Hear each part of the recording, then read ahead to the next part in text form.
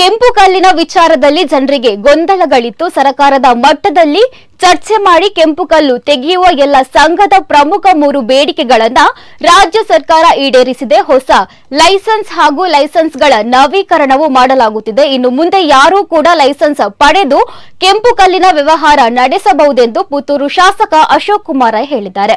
ಕೆಂಪು ಕಲ್ಲಿನ ಸಮಸ್ಯೆ ಬಗ್ಗೆ ಸರ್ಕಾರದ ಮಟ್ಟದಲ್ಲಿ ಚರ್ಚಿಸಿದ ನಂತರ ಕೆಂಪು ಕಲ್ಲು ತೆಗೆಯುವವರ ಸಂಘಗಳ ಸದಸ್ಯರ ಸಭೆಯನ್ನ ಕರೆದಾಗ ಅವರ 3 ಬೇಡಿಕೆಗಳನ್ನು ಸರ್ಕಾರದ ಮುಂದಿಟ್ಟಿದ್ದರು. ರಾಯಲ್ಟಿ ಕಡಿಮೆ ಮಾಡುವುದು ಅವರ ಮುಖ್ಯ ಬೇಡಿಕೆಯಾಗಿತ್ತು. ಪ್ರತಿ ಟನ್ಗೆ 245 ರೂಪಾಯಿ ಇರುವ ರಾಯಲ್ಟಿಯನ್ನ 100 ರೂಪಾಯಿಗೆ ಇಳಿಸಬೇಕೆಂದು ಮನವಿ ಮಾಡಿದ್ರು. ಇದೀಗ ಕಲ್ಲು ತೆಗೆಯುವವರ ಸಂಘದವರ ಬೇಡಿಕೆಯಂತೆ ಲೈಸೆನ್ಸ್ ಅರ್ವವನ್ನ 6 ತಿಂಗಳಿನಿಂದ 1 ವರ್ಷಕ್ಕೆ ಏರಿಸಿದೆ ಎಂದರು. ನೋಡಿ, ಕೆಂಪು ಕಲ್ಲು ಬಗ್ಗೆ ಜನಗಳ ಹತ್ರ ಒಂದು ಗೊಂದಲ ಇತ್ತು.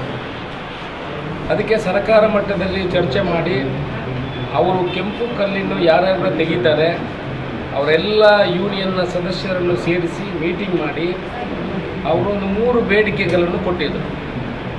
ಆ 3 ಬೇಡಿಕೆಯಲ್ಲಿ ಒಂದು ಅವ್ರದ್ದು ಏನಿದ್ದದಂತ ಹೇಳಿದರೆ, ಮೇನ್ ಬೇಡಿಕೆ ಇದ್ದದ್ದು ರಾಯಲ್ಟಿಯನ್ನು ಕಡಿಮೆ ಮಾಡಬೇಕು.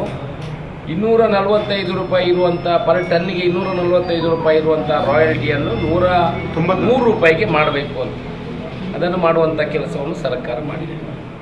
ಎರಡನೇ ಬೇಡಿಕೆ ಇದ್ದದ್ದು ಅವರ ಲೈಸೆನ್ಸ್ ಅವಧಿಯನ್ನು 6 ತಿಂಗಳಿತ್ತು, ಅದನ್ನು 2 ವರ್ಷಕ್ಕೆ ಮಾಡಬೇಕು ಅಂತ ಅವರ ಬೇಡಿಕೆ ಇತ್ತು.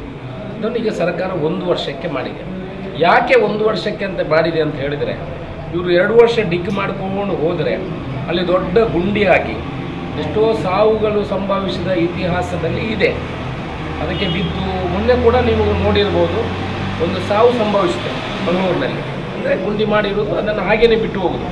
ಆ್ಯಕ್ಚುಲಿ ಕಾನೂನು ಪ್ರಕಾರ ಅದನ್ನು ಅವರು ಮಣ್ಣು ತೆಗೆದು ಪುನಃ ಮಣ್ಣು ಮುಚ್ಚಬೇಕು, ಇಲ್ಲ ಅದಕ್ಕೆ ಫೆನ್ಸಿಂಗ್ ಮಾಡಬೇಕು. ಆ ಗುಡ್ಡದಕ್ಕೆ ಗುಂಡಿಗೆ ಫೆನ್ಸಿಂಗ್ ಮಾಡಬೇಕು, ನೀರು ನಿಲ್ತದೆ, ತೊಂದರೆ. ಅದಕ್ಕೆ 6 ತಿಂಗಳದನ್ನು 1 ವರ್ಷ ಮಾಡಿದೆ. ಆನಂತರ ಅವರು ಇನ್ನೊಂದು ಬೇಡಿಕೆ ಇದ್ದದ್ದು, ನಾವು ಕೃಷಿ ಇಲಾಖೆಯಿಂದ ಅನುಮತಿಯನ್ನು ಪಡ್ಕೊಳ್ಬೇಕು. 3 ಮೀಟರ್ ಅಗಲಿಕ್ಕೆ ಮಾತ್ರ ಪರ್ಮಿಷನ್ ಇರುವಂಥದ್ದು.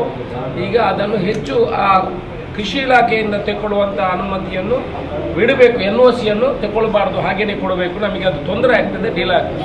ಅದನ್ನು ಕೂಡ ಈ ರೀತಿ ಈ ಷರತ್ತಿನಲ್ಲಿ ಸರ್ಕಾರ ಹಾಕಲಿಲ್ಲ. ಅವರ 3 ಬೇಡಿಕೆಗಳನ್ನು ಕೂಡ ಸರ್ಕಾರ ಮಾಡುವಂಥದ್ದು ಕೆಲಸ ಆಗಿದೆ.